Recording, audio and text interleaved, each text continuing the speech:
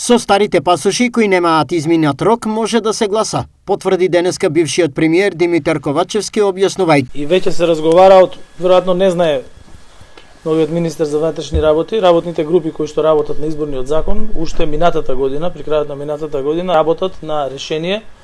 да има одредба во изборниот закон со кој што ќе се дозволи на секој граѓанин да може да го искористи своето гласачко право. Меѓутоа се работи за бројка од околу 100.000 граѓани на кои што мора да им биде обезбедено право да го искажат своето демократско право на гласање на изборите и председателски и парламентарни во однос. Во истиот контекст, вчера можност за гласање со документите без се верна, но со валиден рок на важење, побара и председателот на Државната изборна комисија Александар Даштевски.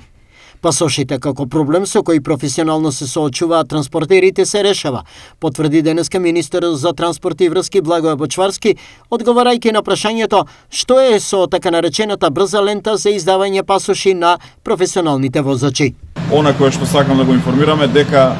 во текот на вчерашниот ден од страна на Сдруженијата за транспортери добивме уште една листа со 20 лица кои што треба да добијат по брза трака документи, патни исправи кои што им се потребни за да можат да непречено работат во земјата и во странство. Токму поради тоа уште еднаш го давам апелот да сите оние